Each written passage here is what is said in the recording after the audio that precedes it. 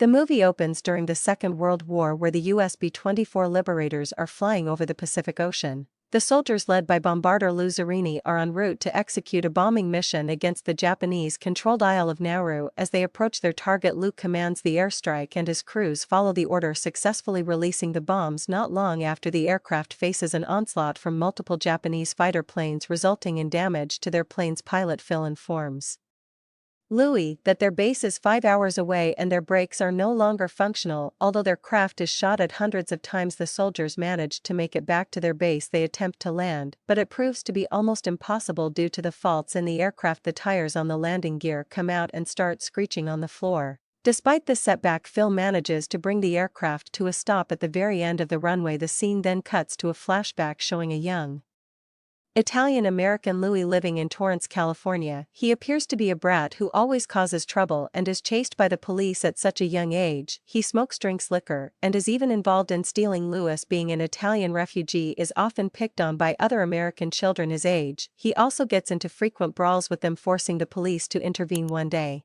Louie sits under the bleachers watching his older brother's baseball game and drinking his liquor. Shortly after, he is caught by a guard, so he runs away to avoid any trouble. His older brother Pete happens to witness him running at a great speed, which makes him realize his potential to become a runner. It's amazing what drinking and smoking will do for you athletically. As a result, Pete decides to train him and encourages him for the same. Louis is a bit hesitant at first, but he agrees after some insistence. As the years pass by, he excels his running skills and wins each and every race competition he participates in.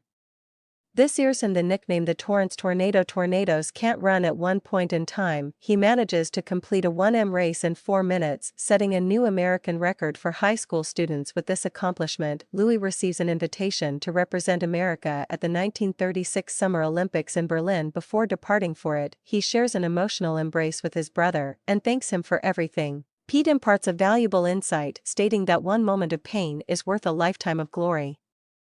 Louie will clearly remember this until the end of the movie. Thanks Uncle Ben. The scene then cuts to the day of the Olympics, where Louie participates in a 5,000-meter race. As the race commences, his family sits beside their radios to hear him compete. In the first few laps, Lou is left behind by the other formidable contestants, making this situation intense. But eventually he puts all his efforts and sprints at full speed, overtaking several runners. Despite finishing the race in 8th position, he sets a new world record by finishing the final lap in just 56 seconds, and another one for being so lazy in the first. He still aims to win the medal in the next Olympics, which will be held in 1940 in Tokyo. However, his dream gets shattered due to the outbreak of the Second World War. Back in the present, Louie finds Phil praying to God after successfully landing the aircraft. He doesn't seem to have any faith in God, so he doesn't care very much about the prayers. Starting from the very next day, he continues his training by running alongside a jeep. He also impresses his fellow army men by beating his own record in the 4-minute mile. One day,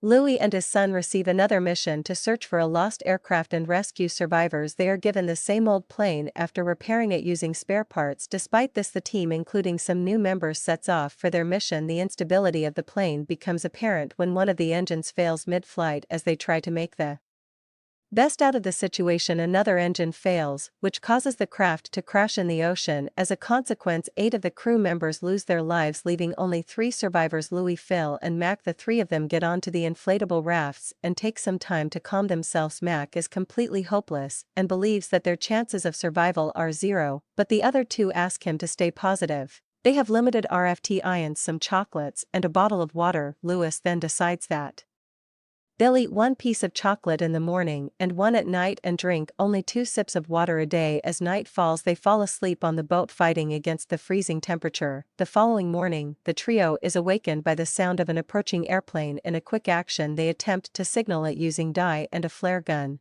but their efforts go unnoticed. Soon after, Louie discovers that all the chocolate boxes are empty, with Mac having consumed them all. Freaking McDonald more like this infuriates Louie, as now they are left with nothing. However, he controls his anger as there's no point in fighting. The 3 then grapple with survival in the seemingly endless ocean, enduring days without food or water. In the midst of their struggle, a seagull lands on their boat. Starved, the soldiers immediately grab and devour its flesh to fulfill their hunger. However, their stomachs can't hold on to it, causing them to vomit. After this, they come up with the next plan. They use the same Seagulls flesh as bait to catch fish. They then take turns to have a bite of the fish, bringing them temporary satisfaction. As time goes on, their situation grows increasingly dire. Moreover, they are battered by a sea storm one night, which makes them feel that their lives are slipping away from their hands at this critical moment. Louie turns to prayer, saying that he'll serve his whole life for God if he saves them. Now miraculously they survive the storm, and the following morning brings rain. The crew happily fills up their containers and drinks the drops from the sky. In the next few days, they successfully managed to catch a shark, provided them with much-needed sustenance. On the 27th day of drift, the crew spots another plane in the sky. They shoot their flare gun to attract attention, and the plane turns around, giving them a new sense of hope. However, their happiness is short-lived, because it turns out to be a Japanese aircraft that begins shooting at them in a desperate bid to save themselves. The crew jumps into the water, dodging bullets and also fending off sharks. Shortly after, the aircraft flies away, after which the trio swim back up. Despite evading the danger, their inflatable boats are damaged due to the bullets. They hurriedly patch up the holes so that they can remain afloat and save themselves from shark attacks. Time continues to pass, and the three of them spend their days and nights on the same small boat. It has been over 40 days since they became stranded in the ocean. Mac's condition deteriorates to the worst, and as a result he slowly succumbs to hunger. Louie and Phil wrap up his body and drop it in the water, surprised they didn't eat him. Honestly, following this, the remaining two continue clinging to life, but their condition has deteriorated to the point where they are unable to talk or stand. On the 47th day of their ordeal, they come across a ship that unfortunately belongs to the Japanese soldiers, resulting in their immediate capture. Now prisoners of war, Lou and Phil are confined in separate dark cells on Kwajalein. They're provided with a meager sustenance of rice balls, which they hungrily consume. One day the two American airmen face interrogation by a Japanese colonel who seeks information about newer bombers and the Norden bomb site. Having extracted some details from them, Louis and Phil are transported to another prison camp in Tokyo alongside other prisoners. Upon arrival, they're separated in the vast crowd and are sent to different P camps. Louis finds himself at a Mori detention center under the supervision of a cruel-hearted commanding officer, Corporal Matsuhiro Wannabe. According to Wannabe, all the prisoners are the enemies of Japan, so they'll be treated accordingly. While explaining prison rules, Wannabe spots Louis looking him in the eye, so he beats him up with a thick wooden stick after making them stand for a whole day. The new prisoners are sent to their camp hut, where Louis meets other American soldiers. The next day, the prisoners are assembled on the ground, and Watanabe identifies individuals with particular talents. Noticing Lou's athletic background, Wannabe initiates a race between Louis and a Japanese officer. Clearly exhausted from lack of food, Louis collapses to the ground, which causes him to receive further beatings. It's apparent that Watanabe hates him the most, as he subjects him to more frequent physical and brutal assaults. Apart from enduring hard labor in the camp, the American soldiers also managed to stay informed about the war's progress via newspapers pilfered from the Japanese. A Marine soldier keeps track of American positions, but he's soon caught by the Japanese soldiers. As a consequence, he is beaten up mercilessly, while Louis and the other prisoners watch on helplessly. A few days later, Lou is given an opportunity to send a message home, confirming his survival. Turns out that the U.S.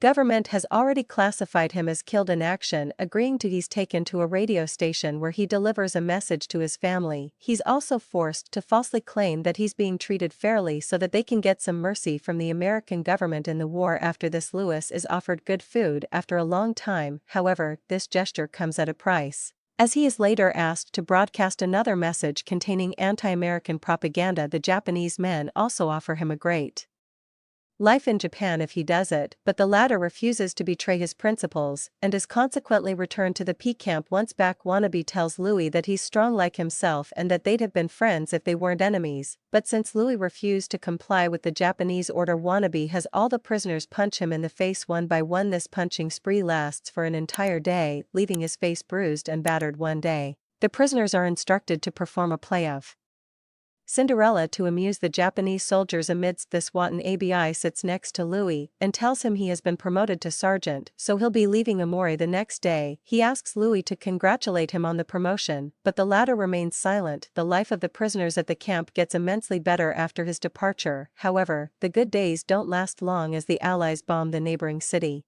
causing the prisoners to be relocated to another camp called Now at Sioux. Upon arriving there, Louie momentarily passes out at the sight of Wabi, who is unfortunately the commander of this camp. Wannabe delivers the same speech and hits Louie for no reason. Starting from the very next day, the labor work continues, and the prisoners are assigned to load large bags of coal onto the ship, which is even more exhausting than before. The weight of the bags and their fatigue combined causes some men to fall over the railing and die one day. Louie, who is extremely exhausted, pauses doing work, so he is brought to Watanabe, who then punishes him by making him lift a large wooden beam and hold it over his head. Louis struggles, but Watanabe orders a guard to shoot him if he drops it. As a result, Lou holds it up for several hours. Despite the physical strength, every prisoner has their attention on Louis and they cheer for him in their low voices. Wannabe expects him to drop the beam, but Lou lifts it even higher while fearlessly staring at the sergeant's eyes. Unsettled by his defiance, Wannabe beats him brutally and abandons him in the same spot for the entire night. The next day, a superior Japanese officer announces the ceasefire and instructs the PS to go take a bath in the nearby river. The prisoners initially believe that they're going to be executed, but as they get into the water, an American bomber plane flies overhead, indicating that the war is finally over. All the prisoners celebrate their victory, and soon after, the supplies are dropped in the camp. Amidst the celebration, Louis tries to find Watanabe in his quarters, but he seems to have already fled. He then sits down and stares at a picture of Wannabe as a child alongside his father. In the aftermath, Louis and the other PS return to their home country where their families are waiting for them at the airport. At the end of the film, a slideshow depicts the real Lou post-war life. He married and had 2 children. Phil survived and married. Wannabe went into hiding and evaded prosecution after being listed on the top 40 most wanted Japanese war criminals. Louis lived out his promise and devoted his life to God. With this newfound faith, he decided to forgive his wartime captors by meeting with many of them, but Watanabe still refused to meet him. Though Louis couldn't win the medal, he fulfilled his dream of running in the Olympics at the age of 80. Subscribe for more videos like this, turn on notifications, and leave a like to help the channel out. Thank you for watching.